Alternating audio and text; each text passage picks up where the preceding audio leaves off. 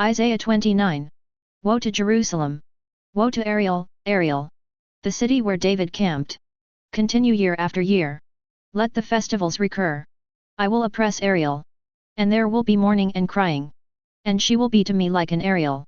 I will camp in a circle around you. I will besiege you with earth ramps. And I will set up my siege towers against you. You will be brought down. You will speak from the ground. And your words will come from low in the dust. Your voice will be like that of a spirit from the ground.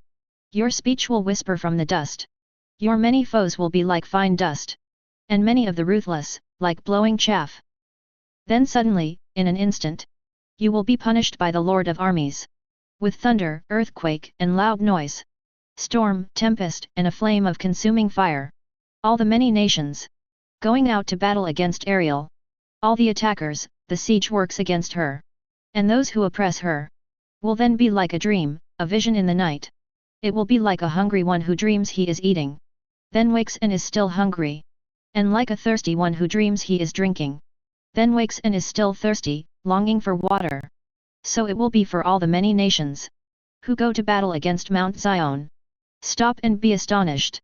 Blind yourselves and be blind. They are drunk, but not with wine. They stagger, but not with beer. For the Lord has poured out on you an overwhelming urge to sleep. He has shut your eyes, the prophets. And covered your heads, the seers. For you the entire vision will be like the words of a sealed document. If it is given to one who can read and he is asked to read it, he will say, I can't read it, because it is sealed. And if the document is given to one who cannot read and he is asked to read it, he will say, I can't read. The Lord said, these people approach me with their speeches. To honor me with lip service.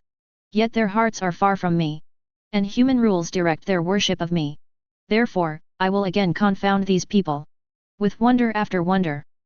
The wisdom of their wise will vanish. And the perception of their perceptive will be hidden. Woe to those who go to great lengths. To hide their plans from the Lord. They do their works in the dark. And say, who sees us? Who knows us? You have turned things around. As if the potter were the same as the clay. How can what is made say about its maker? He didn't make me? How can what is formed say about the one who formed it? He doesn't understand what he's doing? Isn't it true that in just a little while, Lebanon will become an orchard? And the orchard will seem like a forest? On that day the deaf will hear the words of a document. And out of a deep darkness, the eyes of the blind will see. The humble will have joy. After joy in the Lord. And the poor people will rejoice in the Holy One of Israel. For the ruthless one will vanish. The scorner will disappear. And all those who lie in wait with evil intent will be killed. Those who, with their speech, accuse a person of wrongdoing. Who set a trap for the one mediating at the city gate. And without cause deprive the righteous of justice. Therefore, the Lord who redeemed Abraham says this about the house of Jacob. Jacob will no longer be ashamed. And his face will no longer be pale. For when he sees his children, the work of my hands within his nation, they will honor my name. They will honor the Holy One of Jacob. And stand in awe of the God of Israel. Those who are confused will gain understanding. And those who grumble will accept instruction.